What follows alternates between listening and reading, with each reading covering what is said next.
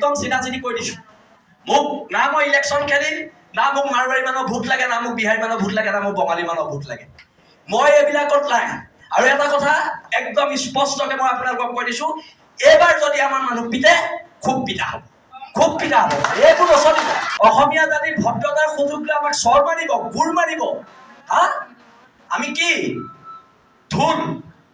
আৰু ৰঙালী বিহু আমি যেতিয়াই তেতিয়াই পাতি দিব পাৰোঁ খালি ঢোলটো যাতে আপোনালোকৰ পিঠি নহয় সেইটো কথালৈ মন কৰিব একদম কৈ দিছোঁ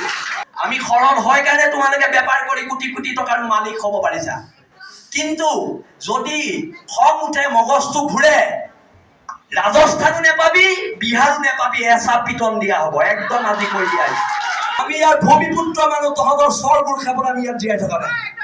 আমি চৰবোৰ খাবলৈ জীয়াই থকা নাই জেলৰ ভিতৰত আটাইতকৈ ডাঙৰ গুণ্ডাটো ময়ে আকৌ এইটো কথা মনত ৰাখিবি মই জেললৈ ভয় নকৰোঁ জেল মোৰ দ্বিতীয় ঘৰ এইবোৰ কথা কৈ লাভ নাই এই ৰখালৰ মালিকক মই আজি সুধিছোঁ আপোনালোকে ইয়াত ইমান কোটি কোটি টকা ঘটিলে আপোনাৰ দোকানত এটা অসমীয়া ল'ৰা এমপ্লয়ী আছেনে আপোনালোকে কিন্তু জাতিৰ প্ৰতি কোনো দায়বদ্ধ নাই আজিলৈকে ৰখলতে শিৱসাগৰৰ কাৰণে কিবা কৰিলেনে একো নকৰিলে আপুনি আহিছে স্বাগতম জনাইছে ইয়াত কিহৰ এটা প্ৰস্তাৱ লোৱা হওক ভোজপুৰী ছাত্ৰ সন্থা নেকি এইটো বেন কৰিব লাগে ভোজপুৰী ছাত্ৰ নেকি অসমত নচলিব আৰু এই ভোজপুৰী ছাত্ৰ লাগিলে বুলেট লৈ ইয়াত ফুট লগাই যিটো গতিত ৰাস্তাত যায় মই নিজেই স্কুটি চলাই আছো তেতিয়াহ'লে বুলেট চলাব পৰা হ'লে ষ্টুপিড ইয়াত নহ'ব ইয়াত নহ'ব আৰু চেম্বাৰ্ছ অফ কমাৰ্চ ভংগ কৰি দিয়া হ'ব ইয়াত খিলঞ্জীয়া মানুহ চেম্বাৰ্ছ অফ কমাৰ্চৰ সভাপতি সম্পাদক হ'ব কৰ ৰাজস্থানৰ মানুহ ইয়াত আহি চেম্বাৰ্ছ অফ কমাৰ্চৰ সভাপতি সম্পাদক হ'ব লাগে এইবোৰ নচলিব গুমদামী নচলিব আৰু শুনক মই একদম চিনাচিনি কৈ দিছোঁ মোক না মই ইলেকশ্যন খেলিম না মোক মাৰোৱাৰী মানুহৰ ভোট লাগে না মোক বিহাৰী মানুহৰ ভোট লাগে না মোক বঙালী মানুহৰ ভোট লাগে মই এইবিলাকত নাই আৰু এটা কথা একদম স্পষ্টকৈ মই আপোনালোকক কৈ দিছোঁ এইবাৰ যদি আমাৰ মানুহ পিতে খুব পিতা হ'ব এইবোৰ নচলিব সদায় আৰু ভদ্ৰ অসমীয়া জাতি ভদ্ৰতাৰ সুযোগ লৈ আমাক চৰ মাৰিব গুৰ মাৰিব হা আমি কি ঢোল আৰু ৰঙালী বিহু আমি যেতিয়াই তেতিয়াই পাতি দিব পাৰোঁ খালি ঢোলটো যাতে আপোনালোকৰ পিঠি নহয় সেইটো কথালৈ মন কৰিব একদম কৈ দিছোঁ দেশৰ মানুহে গঢ়ি পিটি ল'ব জানে হেংদাং বৰটোপ ঢাল তৰোৱাল আমি 600 বছৰীয়া গৌৰৱ উজ্জ্বল আহোম ৰাজত্বৰ মানুহ হয় আমাৰ যুদ্ধ কৰিবলৈ শিকাই যোৱা আহোম স্বৰ্গদেউসকলৰ আদৰ্শত বিশ্বাসী আমি মানুহ হয় অসমীয়া মানুহ ভদ্ৰ অসমীয়া মানুহ সৰল হয় কাৰণেতো আহি ইয়াত ৰখৰাজ খুলি বেপাৰ কৰি থাকিব পাৰিছা সৰল হয় কাৰণেতো অপ্সৰা খুলি বেপাৰ কৰি থাকিব পাৰিছা আমি সৰল হয় কাৰণে তোমালোকে বেপাৰ কৰি কোটি কোটি টকাৰ মালিক হ'ব পাৰিছা কিন্তু যদি খং উঠে মগজটো ঘূৰে ৰাজস্থানো নেপাবি বিহাৰো নেপাবি এচাপ পিটন দিয়া হ'ব একদম আজি কৈ দিয়া আৰু যিকেইজন ব্যৱসায়ী নাহিলে সিদ্ধান্ত লোৱা হওক কাইলৈ বাহিৰৰ দোকান বন্ধ বসন্ত গগৈ ডাঙৰীয়া মই আপোনালোকক অনুৰোধ জনাইছো আপোনালোকে মোৰ বসন্ত গগৈৰ মাজত কেতিয়াবা কাজিয়া হয় কিন্তু কাইলৈ বসন্ত গগৈ কোনোবা অনা অসমীয়া মানুহে হাত দিলে শৃংখল চলীয়া ঘৰত সোমাই বহি নাথাকে আৰু দাদা আপুনি ৰাজহুৱা কওক কালি কোন 3জন বদন আপোনাৰ ঘৰলৈ গৈছিলে আপুনি ৰাজহুৱা কওক 3জন বদনৰ কোন গৈছিলে সেই বদনকেইটাক আঁঠু গাড়ীত কাণত ধৰাব লাগিব সমানে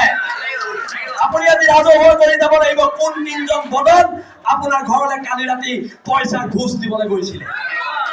ৰাজহুৱা কৰিব লাগিব আৰু এটা কথা ভোজপুৰী সংগঠন বন্ধ আৰু ইয়াত কিহৰ মাৰোৱাৰী যুৱ মঞ্চ অসমীয়া যুৱ মঞ্চ আছে চব জইন কৰা ইয়াত মাৰোৱাৰী যুৱ মঞ্চ নহ'ব এতিয়াৰ পৰা একো নহ'ব বহুত সহ্য কৰিলোঁ চব মাৰোৱাৰী যুৱ মঞ্চৰ নাম মাৰোৱাৰী সমাজে নিজে গৈ পেলাই মোহাৰিব লাগিব ক'লা ৰং লৈ সেইটো প্ৰস্তাৱ লোৱা হওক ভোজপুৰী ছাত্ৰ সন্থাৰ নাম ক'লা ৰং লৈ ভোজপুৰী ছাত্ৰ সন্থাই য'ত লিখা আছে চব মোহাৰিব লাগিব সেইটো প্ৰস্তাৱ লওক একদম হয় নে ৰাইজ আমি ইয়াৰ ভূমিপুত্ৰ মানুহ তহঁতৰ চৰবোৰ খাবলৈ আমি ইয়াত জীয়াই থকা নাই আৰু আমাৰ চৰকেইটা বেংগলী ফেডাৰেশ্যন বন্ধ কৰা হওক বেংগলী ফেডাৰেশ্যন বন্ধ কৰা হওক। এইবোৰ অসমত নচলিব, উজনি অসমত এইবোৰ চলিব দিয়া নহ'ব। এইখিনিকে ক'লো। মই কথাবোৰ ক'লে বিতৰ্ক হয়, মই কথাবোৰ ক'লে মোক গুণ্ডা বুলি কয়, কিন্তু যদি মই আকৌ কৈছো, যদি আমি গুণ্ডা হয়, মোৰ নিচিনা গুণ্ডাৰ সমাজত প্ৰয়োজন আছে। কৰিব লাগিব। ইহঁতে চল পায়, আমি কিবা এটা কৰিলে যে আমাক পুলিচে জেলত ভৰাই দিয়ে। হা, মাৰোৱাৰীখিনিয়ে চল পায়, আমি কিবা এটা কৰিলে জেলত ভৰাই দিয়ে। সেই মাৰোৱাৰী সমাজত কৈছো, জেলৰ ভিতৰত আটাইতকৈ ডাঙৰ গুণ্ডাটো ময়ে আকৌ। এইটো কথা মনত ৰাখিবি। মই জেললৈ ভয় নকৰো, জেল মোৰ দ্বিতীয় ঘৰ। এইবোৰ কথা কৈ লাভ নাই, কিন্তু সিদ্ধান্তবোৰ হওক। আৰু বসন্ত গগৈ ডাঙৰীয়াক, চিতু বৰুৱাক মই ধন্যবাদ দিছো। এটা বসন্ত জিন্তুদাক মই ধন্যবাদ দিছো। এই সভাখনৰ প্ৰয়োজনীয়তা কেলে আছিলে গম পায়? ইহঁতি সদায় ভাবে, এই অনা অসমীয়া শ্ৰেণীটোৱে ভাবে আমি দল সংগঠনবোৰৰ মাজত মিলা প্ৰীতি নাই। আমাৰ দল সংগঠনবোৰৰ মাজত মতভেদ থাকিব পাৰে, আমাৰ দল সংগঠনবোৰৰ মাজত অৰিয়া অৰি কিছুমান থাকিব পাৰে, কিন্তু আমি খিলঞ্জীয়াৰ স্বাৰ্থত আমি সদায় একেলগে এনেদৰে ওলাই আহিম। সেইটো কথাও মনত ৰাখিব লাগিব। আৰু প্ৰস্তাৱ এটা একদম লোৱা হওক, আজি ৰখাজৰ মালিক থাকোঁতে লোৱা হওক,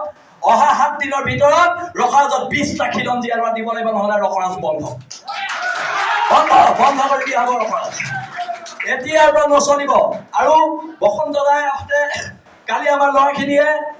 যিদৰে দোকানে দোকানে সোমাই চিঠি দিয়াৰ পিছত মাত্ৰ মুষ্টিমেয় 7-8জন মানুহ আহিছে, মানে কি আমাক অপমান কৰা হৈছে? হা, আমাৰ খিলঞ্জীয়া মানুহখিনিক অপমান কৰা হৈছে, তাই আহোম ছাত্ৰ সন্থাক অপমান কৰা হৈছে, বীৰ লাচিত দাক অপমান কৰা হৈছে, জাতীয় সংগ্ৰামী সেনাক, অসমীয়া যুৱ মঞ্চক, উজনি অসম মুছলিম কল্যাণ পৰিষদ, আহোম জাতীয় গণমঞ্চ, অনুসূচিত জাতি ছাত্ৰ সন্থা, চবকে অপমান কৰা হৈছে। হা, কথা টকাৰ জোৰত যি ইচ্ছা তাকে কৰিবি। এইবাৰ পৰা নহ'ব, সংগ্ৰাম হ'ব। আৰু এটা কথা, যদি শিৱসাগৰ জ্বলে গোটেই অসম জ্বলিব, সেইটো লিখি ৰাখক। আমি শিৱসাগৰীয়া হওক। এইখিনিকে ক'লো, মোৰ চমু বক্তব্য সামৰণি মাৰিছো। আগতে কওঁ, যদি কিবা ভুল হ'লে মোক মাফ কৰিব। আজি মই মাফ নোখোজো, আজি মাফ খোজাৰ সময় এই অনা অসমীয়া মানুহ।